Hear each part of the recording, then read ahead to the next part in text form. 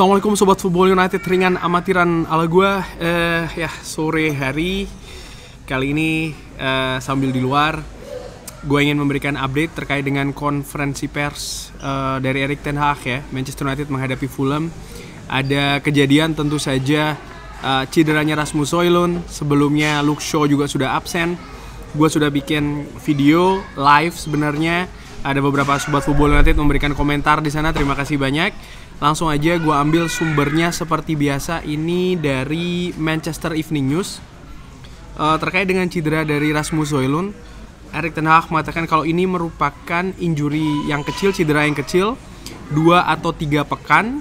Ini merupakan resiko dari bermain dengan intensitas yang tinggi.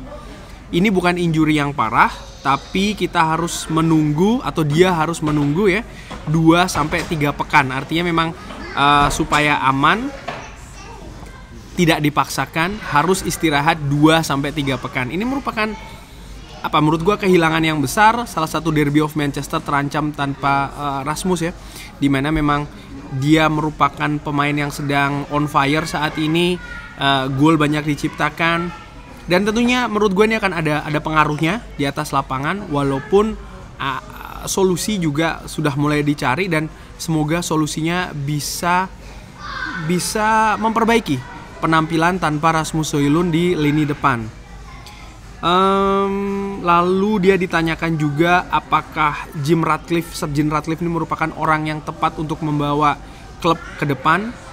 Sang manajer mengatakan tentu saja kita ini align, kita bersepakat bersama-sama, kita memiliki ambisi yang sama, kita harus berada di Champions League, kita percaya dan kita harus membuktikan. Lalu terkait masih dengan Sir Jim Ratcliffe, kita berbicara banyak ya, dikatakan demikian. Ada banyak pembicaraan dengan dia, dengan Dave Braswell juga tentang klub ini, tentang tim ini, dan juga tentang struktur, di mana kita sepakat secara bersama-sama. Ini tentu saja fit dengan atau sesuai dengan ambisi yang saya miliki. Ambisi yang saya miliki ketika saya gabung di klub ini. Sekarang saya telah menghabiskan 19 bulan, dan saya melihat kalau kita ini bergerak ke arah yang tepat. Kita memiliki kemunduran di musim kedua, tapi Anda bisa melihat bagaimana tim ini datang, bagaimana skuad ini berkembang. Mereka juga bekerja keras di lapangan latihan, mereka juga bekerja keras di lapangan pertandingan. Ini sangat penting untuk memiliki pemain yang fit, tapi juga bagaimana bisa membangun skuad.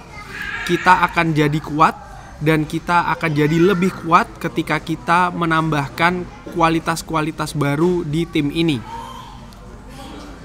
Apakah ada tekanan setelah investasi dari Sir Jim Ratcliffe? Erik ten Hag mengatakan tidak ada tekanan karena kita memiliki ambisi yang sama, kita memiliki target yang sama. Apa yang akan terjadi ketika Anda tidak bisa membawa tim ini ke Champions League? Ditanyakan demikian ya. Itu tentu saja akan menjadi kasusnya, tentu saja akan memberikan tekanan yang lebih. Tapi saya melihat prosesnya, saya melihat tim ini berkembang, ini memiliki progres. Saya juga melihat kalau saat ini kita juga memiliki umur yang tepat di skuad ini.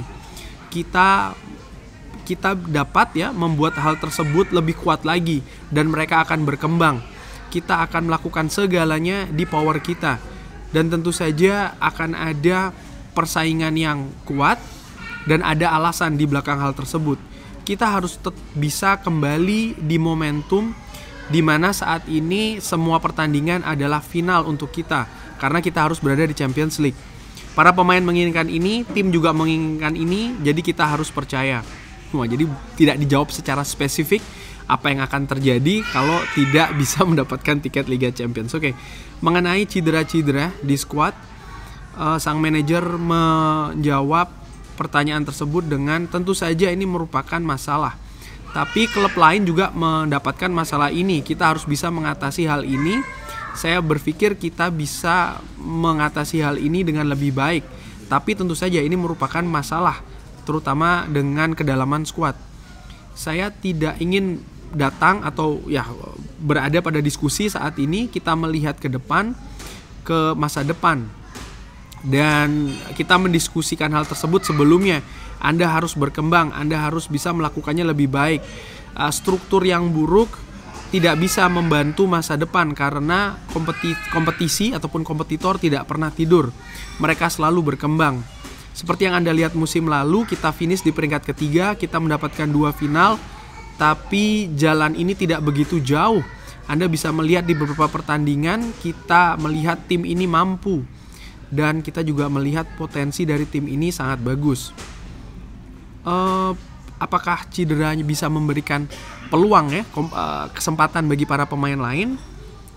Dijawab, ya tentu saja para pemain akan mendapatkan kesempatan untuk menunjukkan kualitasnya. Tentu saja kita juga sangat penasaran dan kita memiliki kepercayaan diri mereka bisa melakukannya, karena inilah kenapa kita membangun sebuah skuad. Dan ketika kita melihat di bursa transfer Januari, kita melihat para pemain yang tidak memiliki peluang di musim pertama atau karena mereka cedera. Jadi sekarang mereka akan mendapatkan kesempatannya, dan ini tentang mereka, bagaimana mereka bisa percaya diri.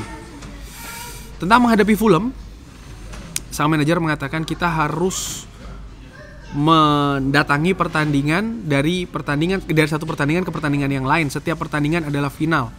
Anda bisa melihat secara lebih dekat bagaimana akhirnya akan terlihat ya, dan poin demi poin akan lebih mahal, dan semuanya ini sangat berjuang untuk bisa mendapatkan posisinya di klasemen.